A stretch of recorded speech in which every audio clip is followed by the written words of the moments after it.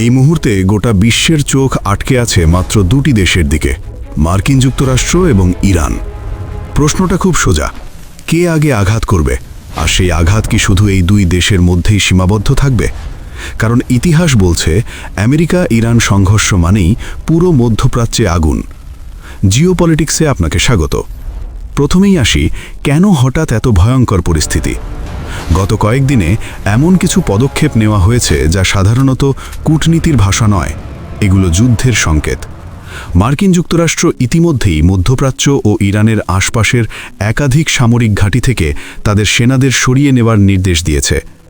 এটা তারা তখনই করে যখন হয় তারা জানে যে ইরান বড় হামলার প্রস্তুতি নিচ্ছে, অথবা তারা নিজেরাই এমন কিছু করতে যাচ্ছে যার পাল্টা আঘাত আসবেই। আর ইরান আগেই স্পষ্ট করে দিয়েছে, আমাদের উপর আক্রমণ হলে ইসরায়েলি ও মার্কিন ঘাঁটি কোনোটাই নিরাপদ থাকবে না। এই ঘটনায় ভারত খুব চিন্তিত।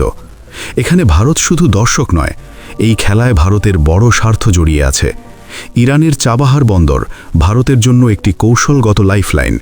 মধ্য এশিয়ার সঙ্গে ভারতের সংযোগ। হাজার হাজার ভারতীয় নাগরিক এখনও ইরানে রয়েছেন। এই কারণেই ভারতের পক্ষ থেকে নাগরিকদের ইরান ছাড়ার সতর্কতা জারি করা হয়েছে। ভারতের পররাষ্ট্রমন্ত্রী ইরান সরকারের সঙ্গে লাগাতার যোগাযোগে রয়েছেন, কারণ এই আগুনে ভারতও পুড়ে যেতে পারে।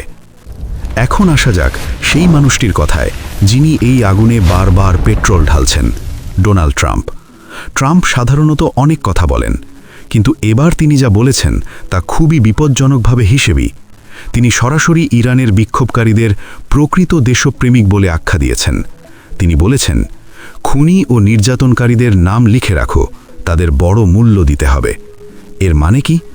ইতিহাস খুঁজলেই বোঝা যায়, যখনই আমেরিকা কোনো দেশের সরকারের পরিবর্তন চায়, তখন তারা বিক্ষোভকারীদের নৈতিক, কূটনৈতিক ও মিডিয়া সমর্থন দিতে শুরু করে। ইরাক, লিবিয়া, সিরিয়া সবখানে প্যাটার্ন একই। এই আবহে ইরানের ভেতরে কি চলছে? এখানেই বিষয়টা আরও ভয়ঙ্কর। সরকারিভাবে স্বীকার করা মৃতের সংখ্যা 2000+, কিন্তু পশ্চিমা রিপোর্ট বলছে 12,000 পর্যন্ত মৃত। কিছু দাবি বলছে 20,000-এর কাছাকাছি মৃত। বিক্ষোভকারীদের উপর ভয়ঙ্কর দমনপীড়ন চলছে। নিখোঁজ, গুলি, গণকবর, ভিডিও ঘুরছে সোশ্যাল মিডিয়ায়।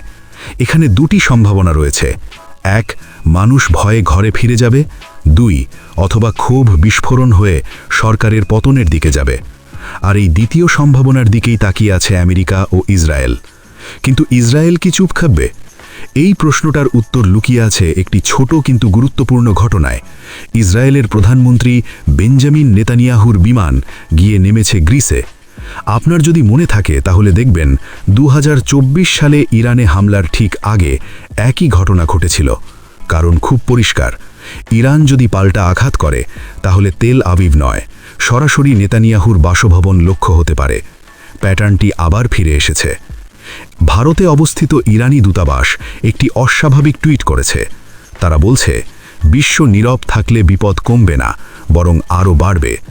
শেষ লাইনে ইঙ্গিত স্পষ্ট, কোনো দেশই নিরাপদ নয়, সে যত বড় অর্থনীতিই হোক না কেন। এই বার্তা কি শুধু সাধারণ সতর্কতা, নাকি ভারতের জন্য কূটনৈতিক চাপ? এখানেই সবচেয়ে কঠিন প্রশ্ন। অপারেশন সিন্দুরের সময় ইরান কি ভারতের পাশে ছিল? তাহলে এখন ভারত কেন ঝুঁকি নেবে? কিন্তু যদি ইরানে সরকার বদলে যায়, তাহলে ভারতের পুরো মধ্যপ্রাচ্য নীতি পুনর্বিবেচনা করতে হবে। আজ রাতে বা আগামী কয়েকদিনে হয় ইতিহাস লেখা হবে, নয়তো ইতিহাস রক্তে ভিজবে। এটা হয় হবে আমেরিকার সবচেয়ে বড় কৌশলগত ব্যর্থতা, নয়তো মধ্যপ্রাচ্যের মানচিত্র বদলে দেওয়া এক বিপ্লব। প্রশ্ন একটাই, এই খেলায় ভারত কি শুধু দর্শক থাকবে, নাকি বাধ্য হয়ে নামতে হবে দাবার বোর্ডে? আপনার মতামত কমেন্টে জানাবেন।